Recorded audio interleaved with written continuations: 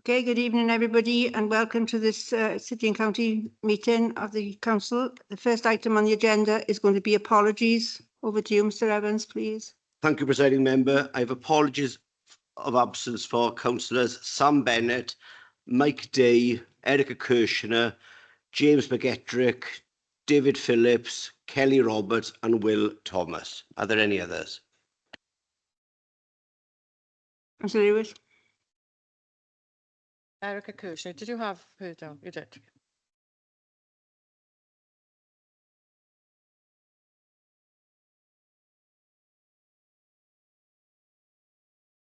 Can I remind you, if you're online, to keep your cameras on, please?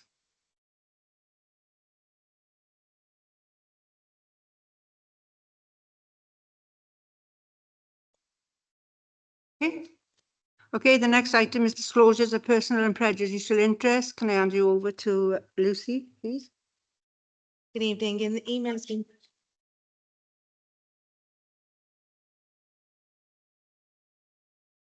Hang on, we haven't got the legal will give you advice first and then we'll come to take the declarations, okay?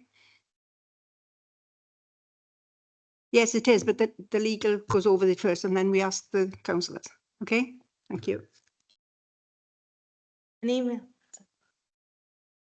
Emails been sent out regarding personal and prejudicial interests for this evening's agenda. Be grateful if anyone could express any interests. Your mic's on and then declare the interest. Yeah. Personal interest, question 5 and councillors' questions. You remember to fill in the form as well, Councillor Fitzgerald, okay? You'll have the form off them services, okay?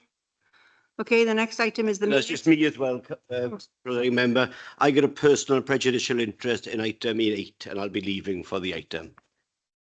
Thank you, Mr Evans. Okay, the next item is the minutes, and it's to approve and sign the minutes of the previous meeting as the correct records, and they're on pages 1 through to 18. I'll go through them one by one. So it's page 1, 2, 3, 4, 5, 6, 7, 8, 9, 10, 11, 12, 13, 14, 15, 16, 17, and 18. Okay. Thank you. The next item is the written responses to council's questions, and they were asked at the last ordinary meeting of the council, and they're on pages 19 through to 21. The next is the announcements of the presiding member.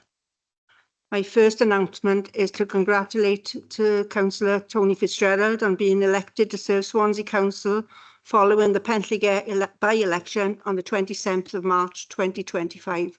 So welcome to Swansea Council, Councillor Fitzgerald. Okay, thank you. We've got artwork exhibition in the Council's Special Guardianship Order, Children and Young People, and I'd like to thank those Swansea Council children and young people living under Special Guardianship Order. Arrangements for providing the artwork in the Guildhall foyer outside the council chamber prior to this evening's council meeting. This participation work of our family and friends team in Child and Family Services has been acknowledged as trailblazing by AFKA Cymru, the Association for Fostering Kinship and Adoption. So congratulations to all those youngsters. The next item is Dylan Buller, is a young person who transformed his life at the Young Persons Unit in His Majesty's Prison, HMP Young Offenders Institute, in Park by actively participating in educational and enrichment programs. Dylan has previously been excluded from mainstream school and a pupil referral unit. Dylan went to HMP Youth YOI it is at Park at 16 years of age because of going down the wrong path, which resulted in him serving a custodial sentence. He recognised that this was an opportunity for a fresh start and a chance to better himself. During his time at Park, Dylan successfully turned his life around by working with the staff and charity Dalaglo Rugby Works. His passion for sports resulted in Dylan gaining coaching, mentoring, communication and teamwork skills. He has also been a driving force in trailing new activities for the young people at Park. On release from Park, Dylan has led new activities. He secured a job as a trainee rugby coach and now works with other young people who are at risk in the community to stay on the right course. Defying the odds of his background, he serves as an inspiration to many, showcasing exceptional determination and commitment. So congratulations to Dylan Buller on recently winning the Young Persons Award at the St David's Awards 2025. And Dylan is present at Council this evening.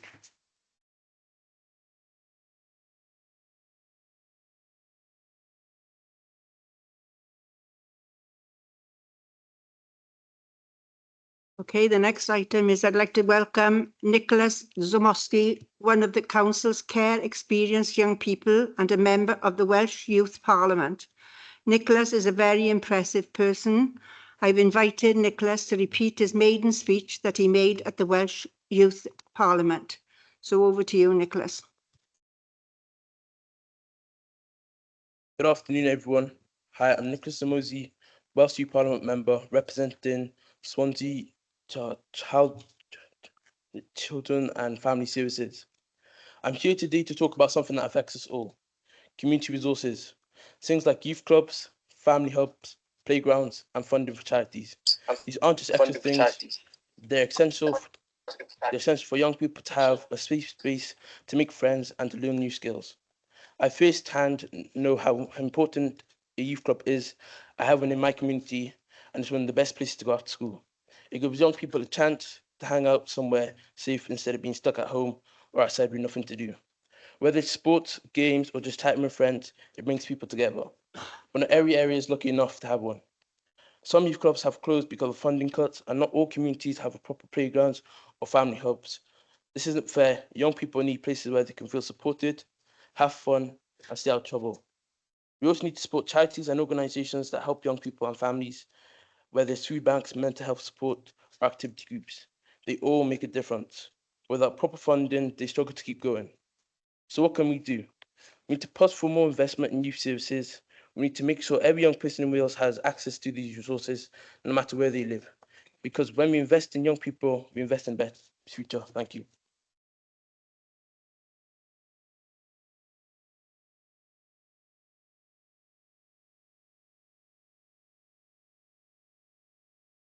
Congratulations and well done, Nicholas. Okay, thank you.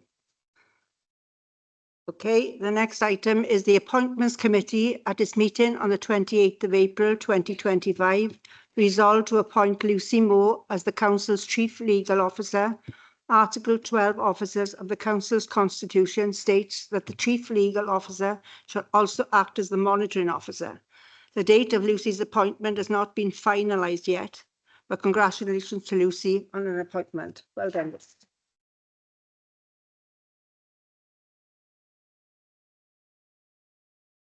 I'd like to pass on my congratulations. Well done.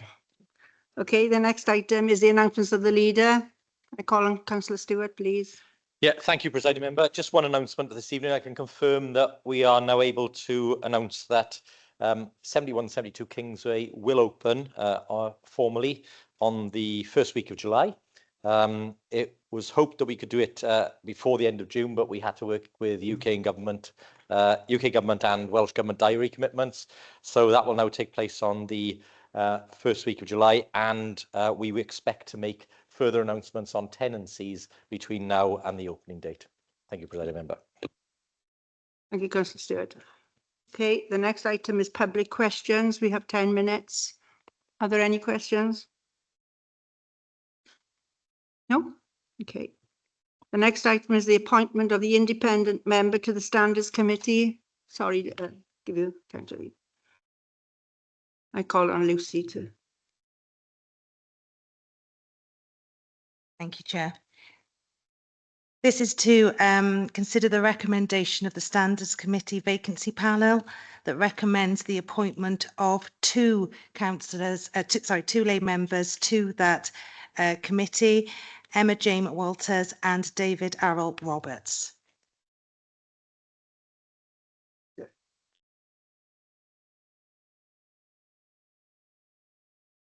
The report is at page 22 to 23. The recommendation is that Emma Jane Walters be appointed as an independent member, members of the Standards Committee for a term of 6 years, commencing on the 1st of May 2025. Her term of office shall end on the 30th of April 2031. Do you want me to take them individually or both together? Chair, happy to move those. Okay, so do you want me to read the other one out? Okay, okay, that's been moved and seconded then. Show of hands and all support, please. Anybody against? Any abstentions? Okay, that's carried. Thank you. Nicole. Just wait for Mr. Evans to come back in. Okay. The next item is the councillor's ICT allowance policy. Can I call on Mr. Evans, please? Thank you, Presiding Member. Council will be aware of the Council's ICT allowance policy. Through time, we look to make amendments to ensure that it remains fit for purpose. I'm not going to go through the report in any detail, but I will highlight 2 specific areas. The proposed amendments are looking to enable greater flexibility on how the ICT allowance may be spent by councillors, and that is to allow spending on smart technology, and that better aligns with the determinations of the Independent Remuneration Panel for Wales. The second element proposed to be amended relates to giving a reminder to councillors and to statutory co-opted members, reminding them of their duty to how to handle data and that it must be handled in accordance with the general data protection regulations. Those are the main items. Any comments, any questions I'll take. Thank you. Any questions from anybody? Okay. Chair, no question, but happily move the report on Mr. Evans' behalf. Councillor Lewis? Happy to second. Okay. Can I just come in quickly? So, apologies. Councillor Walton helpfully highlighted an issue I should have addressed. On page 34, paragraph 6.8, there is a spelling error, a typo. I've used the word sent. It should say spent. So please allow me to amend that correction to the typo. Thank you. Okay, so can I have a show of hands in support of the report, please? Anybody against? Any abstentions? Okay, that's unanimous. Thank you. The next item is item 10, and that's the Councillor's Guide Handling Online Harassment, Abuse and Intimidation. Again, can I call on Mr. Evans, please?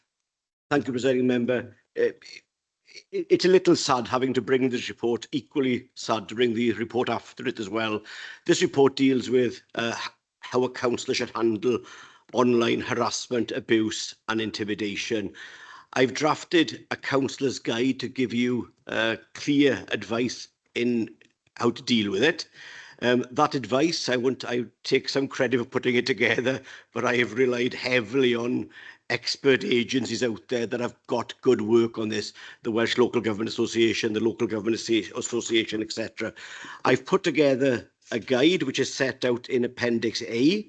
I've kept it short, and it goes through some useful principles like the LGA Shield principles. On top of that, I propose to roll out specific training for all councillors for them to share their experiences and see what other learning we can have. Nobody should be struggling because of elected office. So with that in mind, I ask you to consider the report. Thank you. Can somebody move, please? Yeah, Chair, I'll happily move, and again, place on record our thanks to Mr. Evans for pulling the report together and for offering the follow-up training. Thank you. Seconder? Happy to second. Thank you. Okay, can I have a show of hands in support of the report then, please? Anybody against? Any abstentions? Okay, again, that's unanimous. Thank you. The next item is item 11, and it's the personal safety for councillors. Again, Mr. Evans, please. Apologies for making it the Hugh show this evening. I've pretty much only put this agenda on, this report on, because it followed so well with the handling abuse. This report has been with you about 3 years ago in the past. It's just repeating that good guidance, that good safety element to keep you all safe. So nothing to add to what's laid out in the report. Again, Chair, very happy to move. Happy to second. Thank you, Councillor Lewis. Okay, can I have a show of hands again in support of the report, please? Anybody against? Any abstentions? Okay, the next item is membership of committees. And can I call on Councillor David Hopkins, please? I remember, just like to move the names submitted. Chair, happy to second. Okay. Okay, can I have a show of hands in support of it, please? Anybody against? Any abstentions? Okay.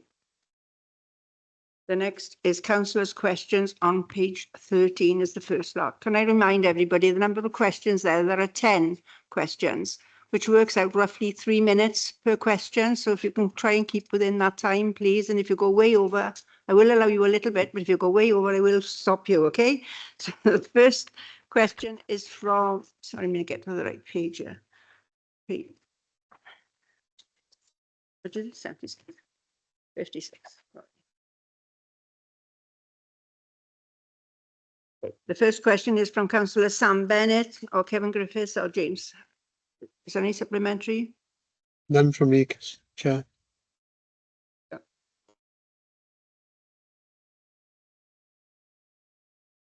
Thank you for the answer, but we haven't got any further supplementaries. Councillor Rice. Okay, thank you. I do have one supplementary for this one. Can the cabinet member sort of confirm what we can do within the LDP to stop the preference of developers on building on every green field and piece of land around Swansea, and what could we potentially do within our principles to ensure that grey and brownfield sites are put first before we start the endless building on greenfield sites, especially in the north of Swansea? What I would suggest at this present time, we are looking at out for consultation on the existing or the new LDP. I would suggest that we are developing a policy. I know that it has gone to scrutiny and it will be going to scrutiny, and there will be lots of sessions for the public and council to get involved to shape that policy. My ideal solution to that would be take part in that consultation and to shape the future of the new LDP. Okay. Thank you, Councillor Hopkins. Can't see anybody online. The next question is from Councillor Leslie Walton. Please, any supplementaries? No? Thank you. Question 3 is from Councillors Francesca O'Brien or Will? No? Sorry, Chair, we're online. You're just the father, don't worry about it. Okay, the next question. No, sorry, Chair, sorry, I've got a supplementary. Sorry, Francesca, please. you're online. Sorry, I didn't realise. That's okay, no problem. And no, thank you for the response in terms of the maintenance for the new greenery along Mumbles Promenade. It is starting to look fantastic there. However, I appreciate the response and that there is a 3-year maintenance programme in place. We would just like a little bit more meat on the bone, because our major concern in Mumbles is that we've got parks already, which, in my opinion, and I think I speak on behalf of Will and Angela, that they're not maintained to a high standard, and that's where our concern lies. So I would appreciate if we had a bit more meat on the bone in terms of what type of hours does that involve per week. We would just like some more detail on that. I'm happy to have a written response, but I do think to provide reassurance to residents and businesses that we don't spend thousands of pounds there, and it's after 3 years. I just want to have a bit more confidence that we are going to have work done there and it's going to be well maintained. Thank you, Chair. Councillor Stevenson. Yeah, it was my name question, but yeah, happy to come in. Yeah, that's with the trees that have been planted there have been explicitly chosen to thrive in a coastal environment there. Anyway, we chose a number of different trees like acers and things like that, as well as some shrubs and what have you planted. I know they've been planted in tree pits, which should help curtail any potential maintenance issues that come along with them. So fully agree that The trees along the promenade have made a fantastic and welcoming addition to the sea defences. I mean, they provide shade, they have biodiversity benefits, and there's so much benefits that can come out of having greening along our seafront like that, Chair, as well as the many wildflowers that have been planted as well. So. Thank you, Councillor Stevens. Okay, the next question is from Councillor Peter May. Councillor Rice. Thank you, Chair. Firstly, I'd like to thank the Cabinet Member for organising a very informative meeting. And just as a follow-up question to the Cabinet Member about this subject, is the Ospreys have very ambitious and exciting plans for the St Helens. It's a very ambitious timescale, and one would say almost maybe beyond challenging. Would you agree?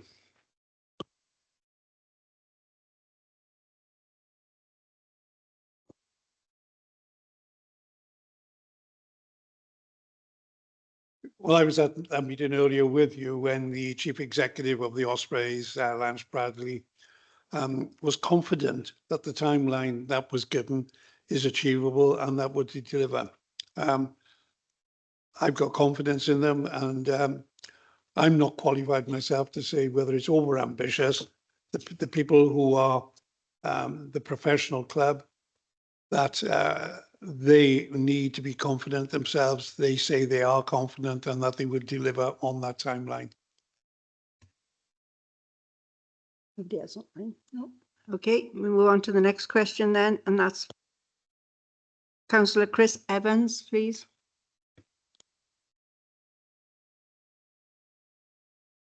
Hi, supplementary on this one is there's recently been a High Court decision in the Cardiff High Court, Thomas versus Cheltenham District Council. It's since also been upheld by the Court of Appeal. The decision in that High Court case directly contradicts the Welsh Government's planning guidance. So we're in a position whereby either we can follow the High Court, or we can continue to follow the Welsh Government guidance. If we follow the Welsh Government guidance, that's going to open up a legal liability for the council that could run into hundreds of thousands, if not millions of pounds.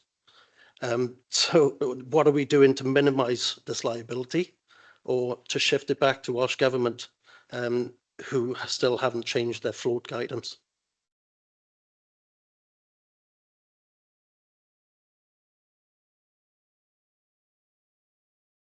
Like most other planning policy, sorry. I take that point first if I can. Like every other planning policy, we take advice from Welsh Government, and that advice has stayed strong and stays until further evidence comes to light. And if Councillor Chris Evans have got any evidence he can submit to a planning office, then please do so. But until Welsh Government or National Government change their stance and give us better other advice, we can only give planning guidance on that advice. Mr. Fitzgerald.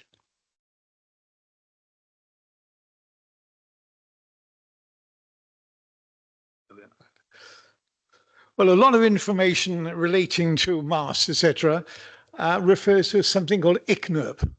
ICNIRP is the International Commission for Non-Ionizing Radiation Protection. It sounds very impressive, doesn't it? International Commission. It's not a public body. It's a private club composed of members of the telecommunications industry. So their guidance is looking at what the telecommunications industry wants and not the health of the public. Now, a specific question is perhaps a little unfair because it relates to information that came into the public domain as recently as last Friday. So I accept that Swansea Council and officers have had little time to consider the full implications of this latest information. In summary, the World Health Organization has determined, following a systematic analysis of 52 studies, that radio frequency electromagnetic fields emitted by cell phones and other wireless devices were linked to an increased risk of malignant gliomas in the brain and malignant nerve tumors in the heart in studies on animals. The review noted that both tumour types had previously been found in studies on humans. Moreover, there is moderate certainty that cell phone radiation exposure causes an increased risk of rare liver and adrenal gland tumours. As a result, the International Commission on the Biological Effects of Electromagnetic Fields now call for immediate policy action to protect people from possible harm from wireless radiation exposure. I emphasize the words International Commission. That's exactly what ICNIRP is. But for reasons that we don't quite understand, the Welsh Government, Public Health England, Swansea City Council all want to believe the International Commission of Non-Ionising Radiation Protection rather than any other body. So the question I'm asking now is, what steps will Swansea City Council be taking in light of this recently released information?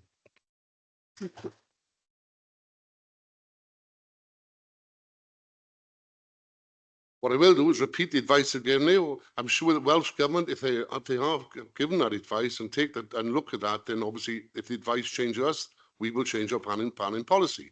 Until such time as National Government and Welsh Government give different advice, we can only give planning policy on these issues with advice from Welsh Government.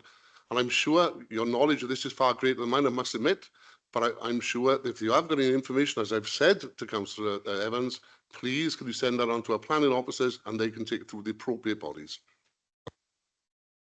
Councillor Jones. Great. Thank you, Presiding Member. Yeah, I'd like to thank the Cabinet Member for his response.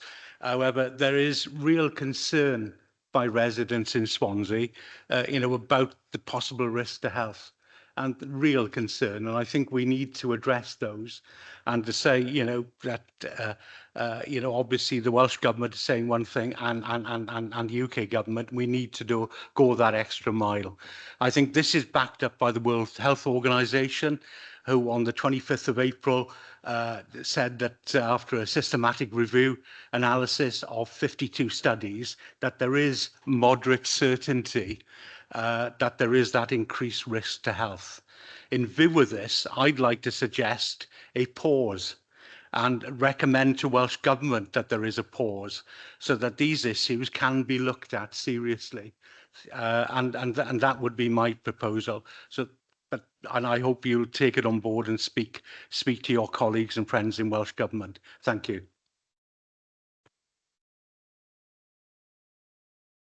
One thing I can't give any commitment on a pause at this particular time. All I can say is once that information is amended, once that policy is changed, we will take due regard to that policy. But I cannot at this point give any commitment on suspending or deferring any decisions. Thank you. Okay, we move on to the next question then, and that's from Councillor Chris Holly.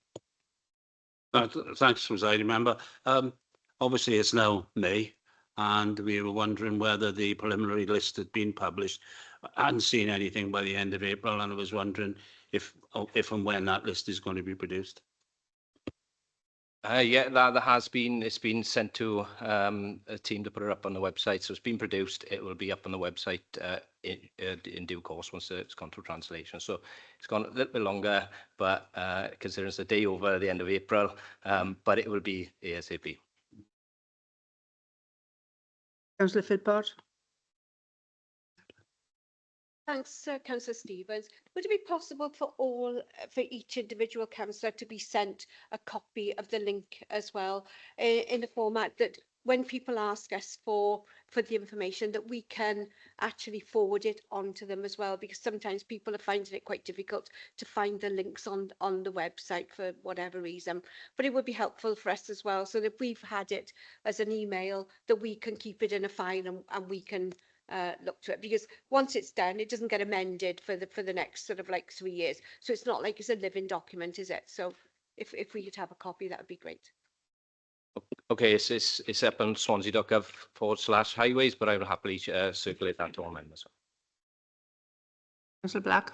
Yeah, thank you, Chair. I appreciate the Cabinet Member may not have this information to hand, but could you let us know what the total cost of these works are for each of the 3 years, please, which have been on the website? Yeah, I'm happy to circulate the total cost for each of the 3 years. Yeah. Thank you. The next question is from Councillor Mike Lewis.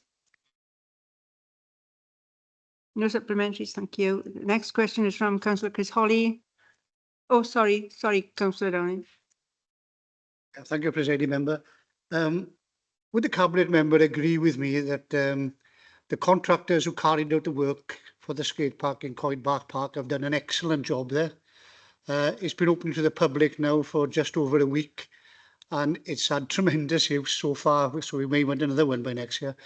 It's been used by both young children who got skateboards and they've got scooters, and it's used widely by the older people who are experienced skateboard riders, and they've told me that they thoroughly enjoy this new park we've got in Pontyliss. I can't agree with you, can't disagree with you, because I haven't been to see it, in all honesty.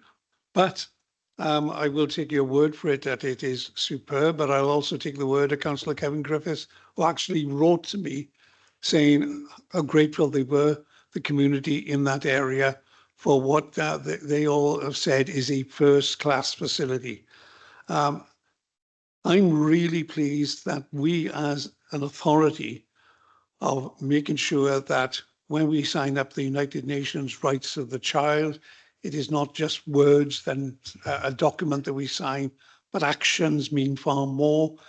The actions of this council over the last few years on the money that we spend on children's play, but the money that we spend in on skate parks to make them accessible right throughout the city and county of Swansea, to me, is really important.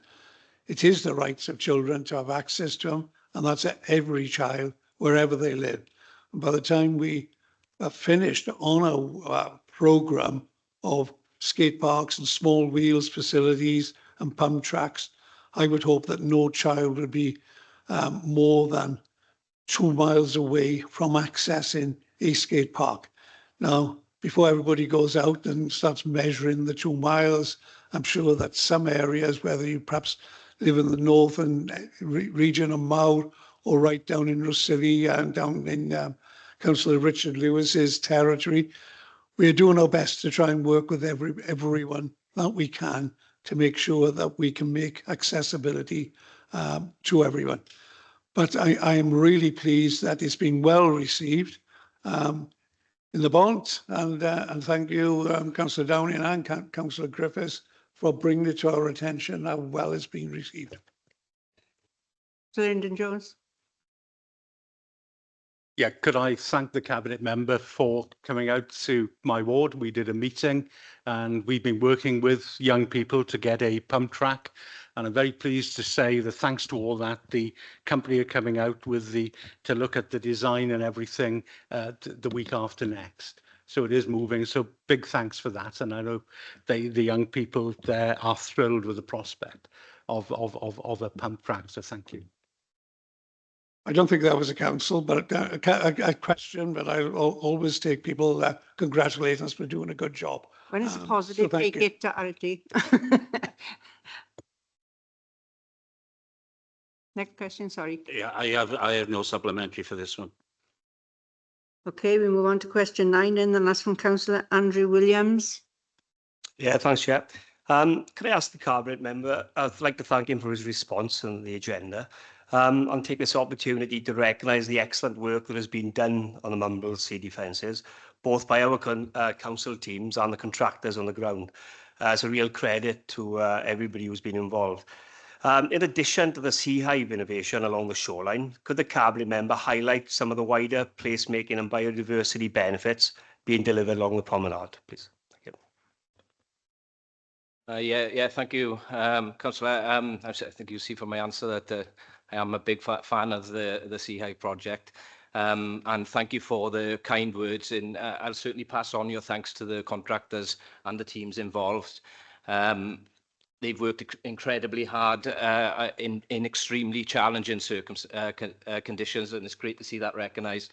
So their engagement with the community, schools, has been excellent. So In terms of the wider placemaking and biodiversity benefits, the scheme has really been designed to raise the standard for how we approach coastal protection, not just in terms of defence, but in delivering a greener and more welcoming and resilient public space. As I mentioned earlier to Councillor O'Brien about that we planted over 65 new trees and thousands of shrubs and plants. And more importantly, there's no existing trees removed.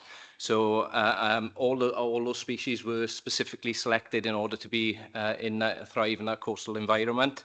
And further to that, we've actually, as everyone will be aware, we installed over 300 low-level LED lights as part of the schemes, which actually began in West Cross and then stretched to around to Light in the Bay. So these, together with upgraded lighting, significantly improve safety and visibility while maintaining environmental sensitivity. So all this reflects, Chair, is a wider commitment, not just to storm defence, but enhancing the environment for people and nature, supporting biodiversity, encouraging active travel, and creating a vibrant promenade that people want to enjoy, which in turn benefits the local economy. Thank you, Councillor Stevens. Okay, no more questions on that. The next question is from Councillor Erica Kirshner or Andrew or Councillor Lewis. Yes, I would just like to ask the Cabinet member if he has an update on the progress. Yep, thank you, Councillor Lewis, for the question.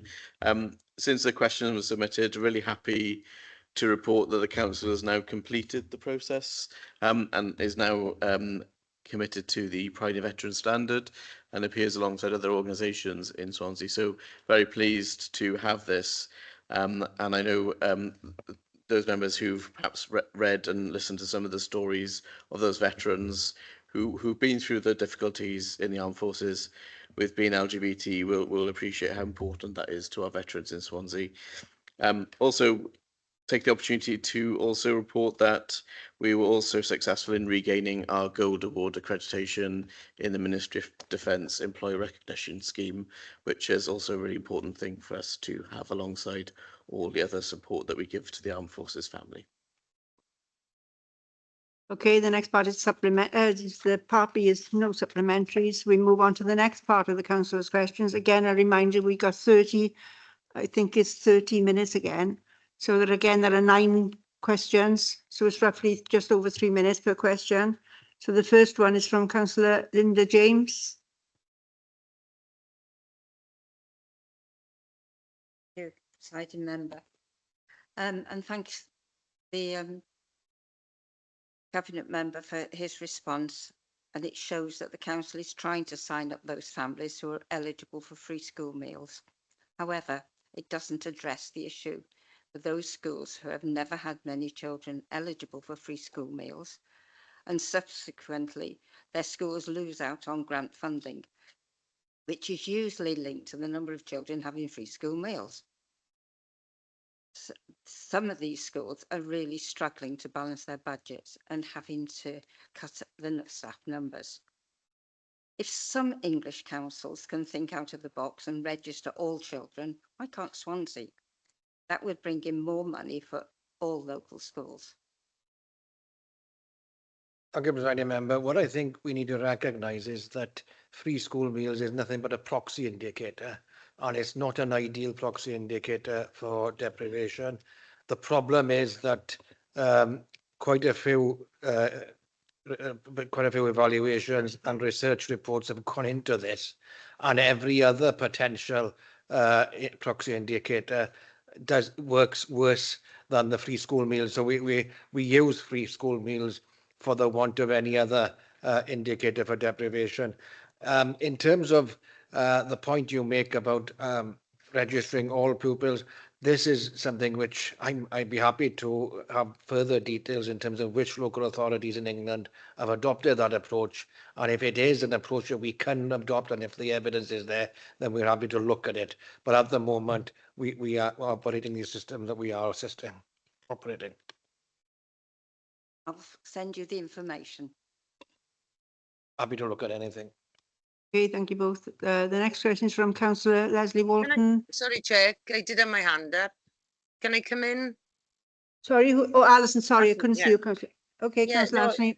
Sorry, only just to add on to what Robert was saying then, you know, I think that there is a confusion between all children having free school meals and people entitled to free school meals.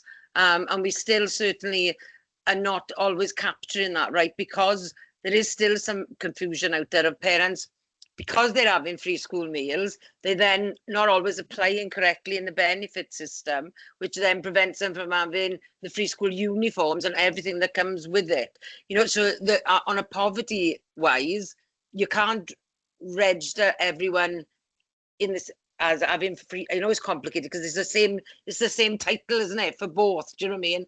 But not everybody needs to have free school meals. We provide them, but in a benefit system, and then how the schools are given money for because of the deprivation wise, it's not as simple as just to say, like Robert said, that everybody is entitled.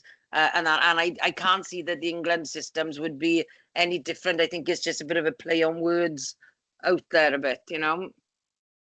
Thank you, Councillor Anthony. Okay, the next question is from Councillor Walton.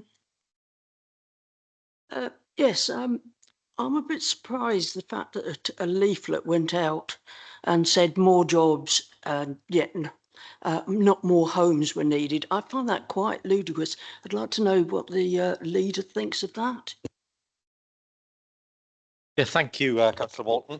I did raise that with the Leader of the Opposition last time as to whether it was the policy position of the Liberal Democrat group. I don't think we had a clear answer on that or not.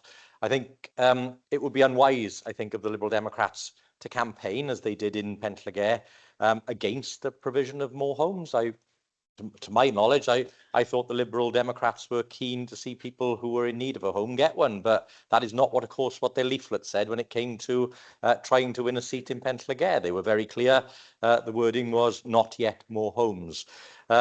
Whether that is their policy position, we'll wait and see. If it is, I think it causes concern for how they may vote in future planning applications, because that would be a defined position and predetermined position for homes in that area and potentially across Swansea. I hope that is not the case, and maybe we will get that clarity in due course. All I can say, Councillor Walton, is after the sell-off of council homes under successive Tory governments, Welsh government put an end to that in Wales. Of course, we put an end to it in Swansea far before then. But not before over 4,500 homes were lost. There's no real reason to believe that the issues we're seeing today and the pressures in homelessness aren't directly related to the fact that not only were council homes sold off, but the money went to the Treasury, councils weren't able to rebuild, and we therefore have a significant deficit. So for people who need homes, we should be in the position of delivering them so that people who are born in a community can live in the community if they wish with their family as their family grows. That is a sensible position to place. I just think it was bad politicking on behalf of the Liberal Democrats, trying to pick up on concerns of residents around congestion around junctions and other stuff to suggest that there shouldn't be homes in that area of Swansea. I think, communities, even in areas like Velindre, will have young families coming up, and I'm sure they will want to stay in that community to raise their family. And the only way they can do that is with having some homes built in that area. So I think we've got to be sensible about this. I took it to be nonsense politicking, much like you see in most Liberal Democrat leaflets, not only the graphs, but the content. I'm sure it isn't their policy position, because if it was, I'm sure there'd be issues for them in terms of planning decisions going forward.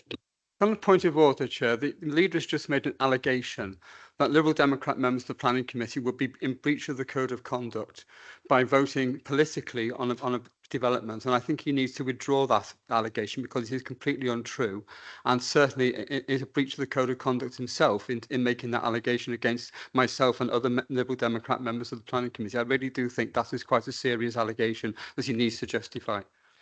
Chair, I'll happily justify it. I quite rightly raised the question about if there is a statement in a political leaflet which said the Liberal Democrats believe that no more homes are required, not yet more homes, Is that a policy position? It's a question. I have not had clarification. If you'd like to clarify now that that is not your group's policy position, I'm sorry, then we but- can put the I'm matter sorry, to but rest. there's a If it is, distinct difference Councillor between Black, policy Councillor issues. Black, There's a Councillor distinct Black, difference I'm between on my policy. feet. There's a distinct Councillor difference Black. between policy issues and how you vote on the planning application. That is a legal distinction, which is determined by the code of conduct. And the leader needs to understand that, because that is the case. And he's breached the code of conduct by making a suggestion that I and other Liberal Democrat members will be in breach of the code of conduct by a general policy statement. After all, the council often passes policy Councillor statements Black. which councillors Councillor vote Black. against and planning as I'm well. on my feet. Yeah, I am on my feet, and it should be respect here. I sat and quietly listened to Councillor Black. Councillor Black, this is not a debate. I'm answering a point here. Okay. Chair, I'll be really clear. I said that I believed that what I'd seen in the leaflet requires clarification. I said that we had not yet had that clarification. If Councillor Black is saying clearly... Councillor Black, can you leave somebody answer first, please? Can you just leave somebody answer first, then you can come back in? I'll stand up in a minute and neither of you will talk. I'm merely asking a question. If that question can be clarified, I'm more than happy to put the matter to rest. It is a question. I think it's a reasonable question given the wording in a leaflet. Again, if that clarification is forthcoming, I'm more than happy to accept that. A further point of order, Chair, that he's not asking a question. He actually made a specific allegation that Liberal Democrat members of the Planning Committee were in breach of the Code of Conduct by voting in a particular way because of his particularly distorted view of a leaflet. And I find that actually irresponsible on the part of the leader, and certainly compromises the integrity of the whole planning process. And I really do think he needs to withdraw that allegation. I'll just repeat what I said, which is it's reasonable for me to ask the question. I think the words that were used in that leaflet were ill-judged. They could lead somebody reading that to believe that the Liberal Democrats were against housing in a certain area. Now, there is not an unreasonable position to take to say, does that mean that if any further planning applications come forward, you're going to be against housing there? If that is not the case, then that can be easily explained, and therefore we will accept that explanation. Sorry, I'm sorry, Chair. Excuse me, Councillor Black, you need to take it up with legal. On a point of order. On a point of order. To take it up with legal and get No, I'm sorted sorry. out. On a point of order. You can't keep arguing across the chamber. This It's is not a gonna point get of us order. anywhere. This is a serious point of order. I'm sorry. Making...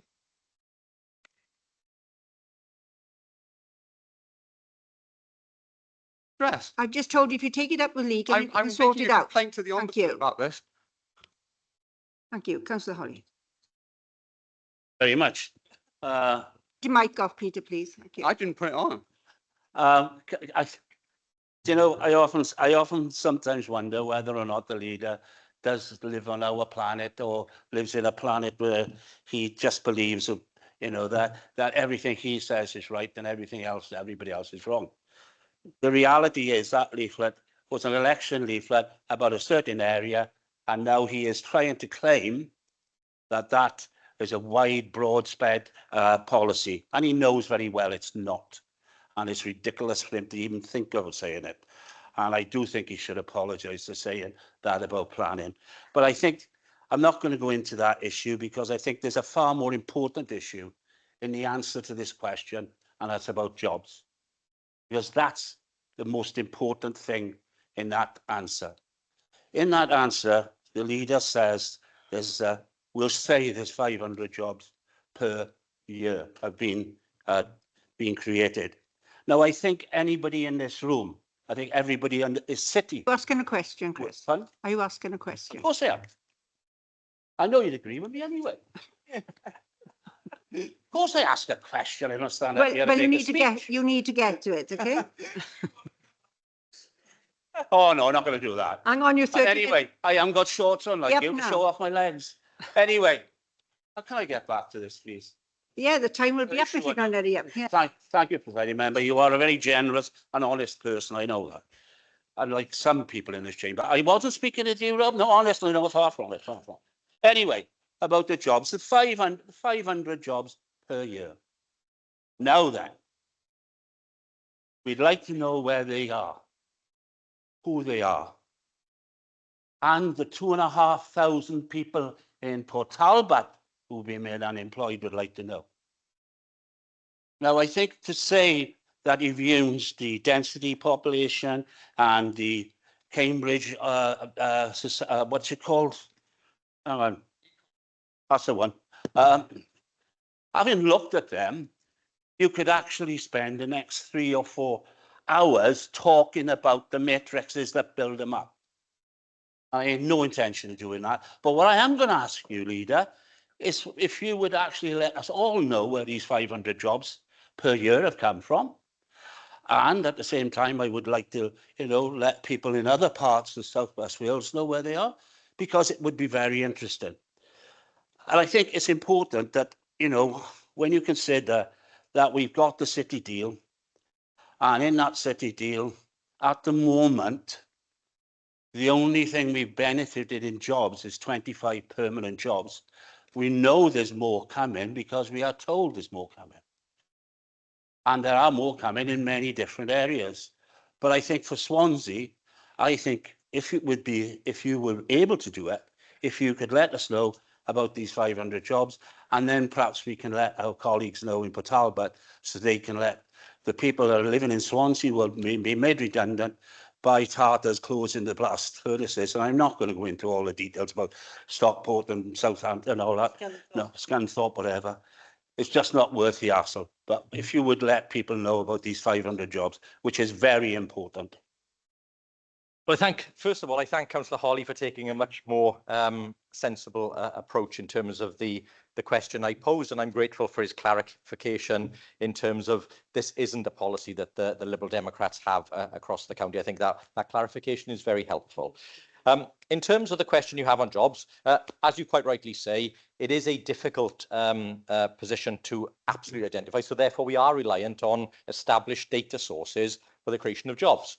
As I make clear in my response, that is further complicated by the fact that we've had some really difficult times in terms of a global pandemic, which has distorted certain years, and of course the post-Brexit period where we lost out in terms of investment and job creation, which we continue to see because of the decisions made by the government at the time and the deal that was put in place afterwards. Hopefully that can be rectified.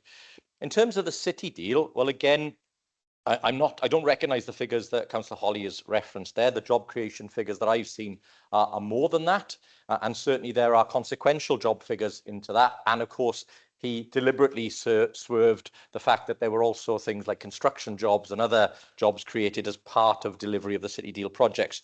I'm more than happy to share the updated figures from the City Deal in terms of that.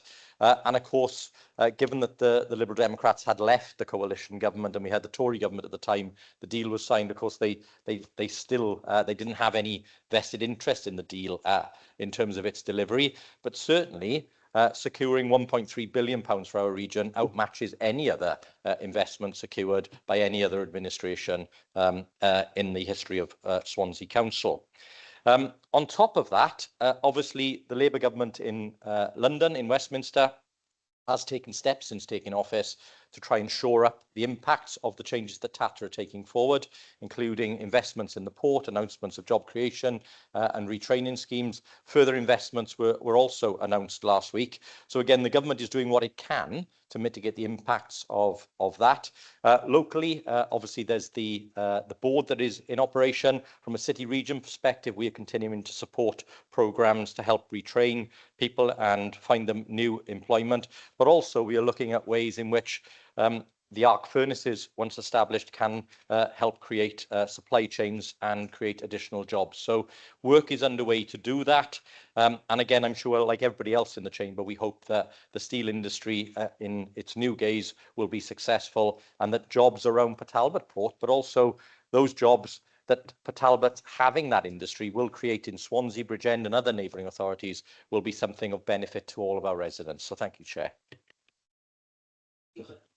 I think everybody's hoping that the new electric arc furnaces will create, but they won't, because they're considerably less manpower, considerably more automated, and the 2,500 jobs that have gone, plus the supply chain that's gone with them as well, is huge.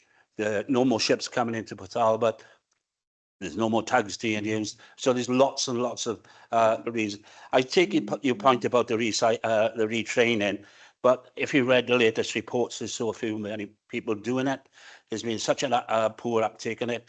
And I would urge you, through the connections you have in the regional bodies, to reassess what's happening with it. I think the construction jobs you talk about in the city deal are great in a one-off. And they are one-off. Let's be blunt about this. What we are interested in and what the people of Swansea are interested in is long-term employment. And that's what we should be looking at.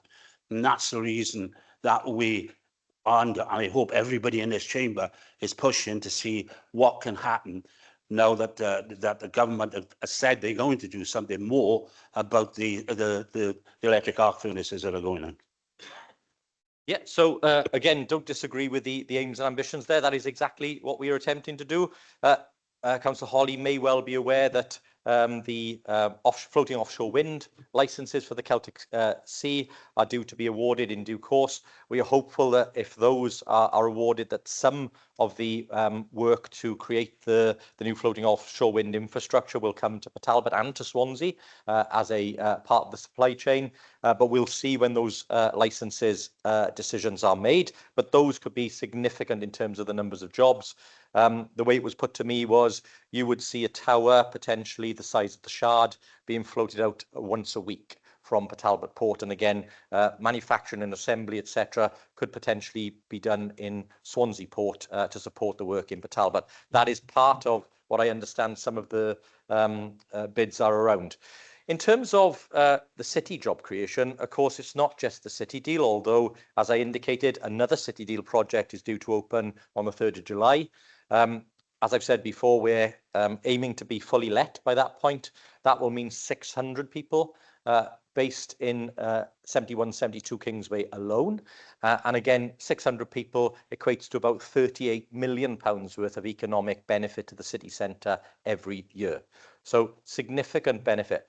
I know Councillor Holly challenged on the Palace Theatre jobs and how many people were actually in the building. And again, I know he disagrees with the economic figures, but the figures are done on the right scale, and about 220 people should be based in that building in due course. We've then got Copper Quarter, which is a private scheme delivered by Cateys.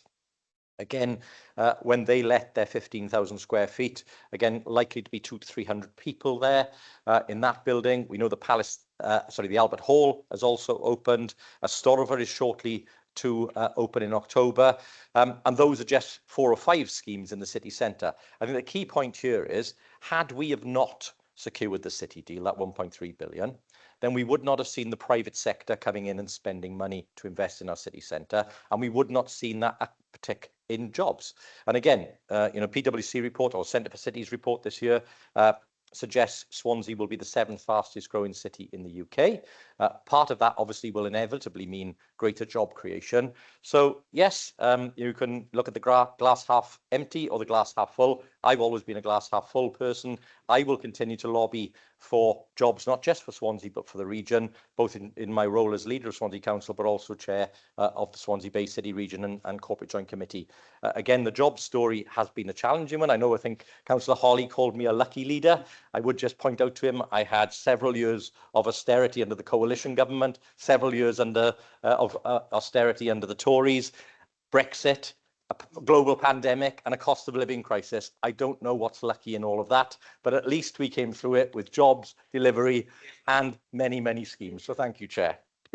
I'm going to move on because He is lucky. He got a good presiding man. Thank you. Thank you, Chris. Can I just say, just on the floating wind farm, just to help them, one of the main consultants for the UK for floating wind farms used to be a councillor here, Councillor Rob Spate. Rob Spate is now a consultant on floating wind farms, and if necessary, I will ask him to come and give us a lecture, which you can attend. I won't. Hang on, I got people waiting to speak. Councillor Wharton. Thank you, Chair.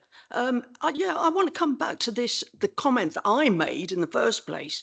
I don't think that the Lib Dems can turn around and say it was reasonable to put that phrase in a leaflet.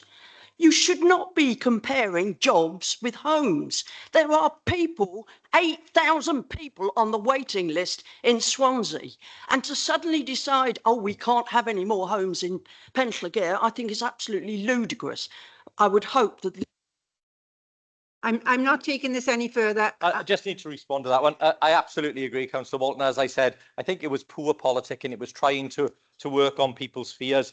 It didn't work for the Liberal Democrats, so you know it's inevitably failed for them. But the point you make about people needing homes as well as jobs is absolutely right.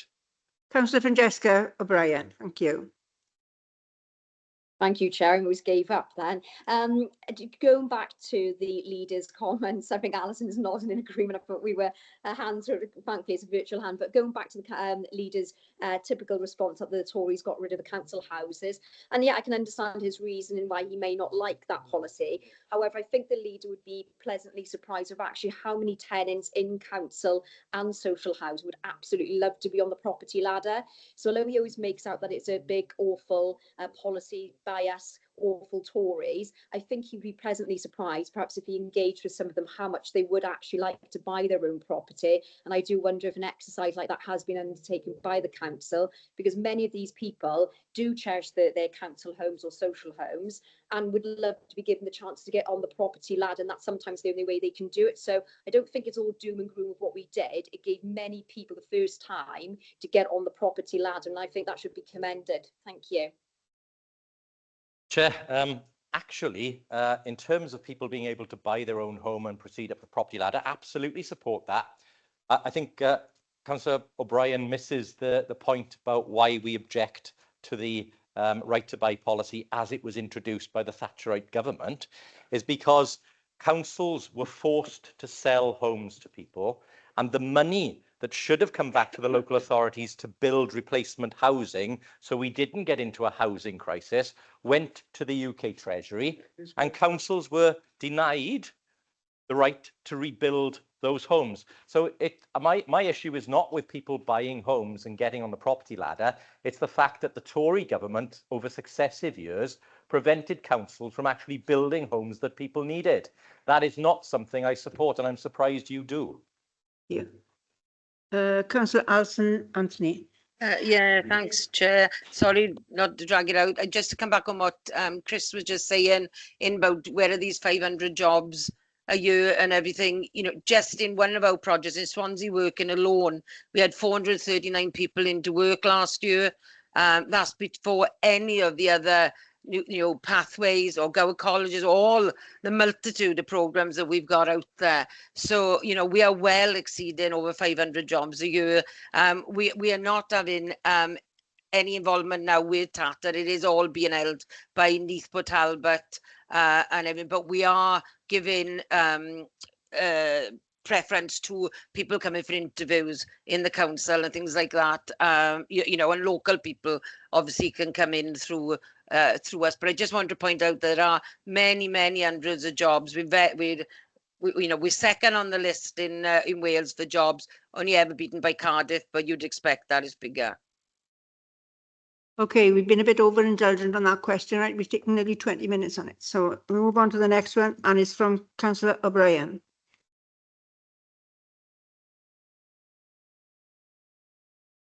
Sorry, Chair. It's questions, I've even lost where we are. Thank you to the Cabinet member for their response. But again, it's almost going back to the previous question I had to Councillor Stevens, is that we need more meat on the bones. I know we've got the more trees planted along the promenade, but again, as ward councillors and members, I don't know if this is reflected throughout the city, but, you know, we're using our CWAT teams to prop up the Parks Department and keeping that clean and tidy. And I think that should be separated. And the CWAT do an amazing job, and we're so grateful that that has been implemented by this council. So a great job there. However, I would like to see what type of, like I say, it goes back to that meat on the bone. What sort of maintenance, what sort of hours does that look like? Because again, that is something we are getting back from residents, is that it's not well kept. And although there may be a maintenance plan, what does that maintenance plan look for? And then again, that reverts back to the promenade with the plants, not so much the trees, with the plants. What does that workforce look like over the next 3 years? And again, I'm happy. Excuse me, Francesca, the question was on car parks. Oh, I think that was it excluded? I'm happy to, sorry, apologies. But no supplementary on that, because I think we had answers on that. Okay, I can move on to the next question then. Thank you. Okay, the next question is for Councillor Chris Holly. Question 4, Chris. The update on the status of this. And no central depot. supplementaries on that one. Councillor Philbott. Thank you, Chair. I understand the response to regarding the substantive question. However, if I could lead on, because we're talking about the home farm, as the Cabinet member will be aware, there was a lot of speculation and concern about the site previously when it was noticed that there was an advert in a national website advertising the plot for potential housing. Now, could I please ask to stop the speculation this time that the ward councillors, given the prominence of the historic prominence of that site, be involved in any ideas or any plans that you have for taking this site forward. Clearly, we are not naive enough to know that that site is going to be left fallow, but if at the earliest opportunity we can be involved so that we can then be part of the decision making, or at least the ideas of the decision making, I think it would be really, really helpful. Yeah, can I just give some reassurance about this? There has been no plans made other than we will be looking to relocating. The depot itself, there has been no commitment to anything with it at this particular time. We'll give a commitment. What I will say is that we are at that stage. We will have full consultation with the ward members only. But could I just at this point put my thanks to the leader for this particular project, because this investment in our staff is massive, and I think shows a commitment to our staff. And I'm pleased to say that we will be having a site visit up there with a working group from Piper's Wharf very shortly, just to show what working conditions are there and what things they can see and what ideas they got to improve the facility. So my thanks to the leader for enabling the money to be available for this project. Well, you never know. Okay, unfortunately, folks,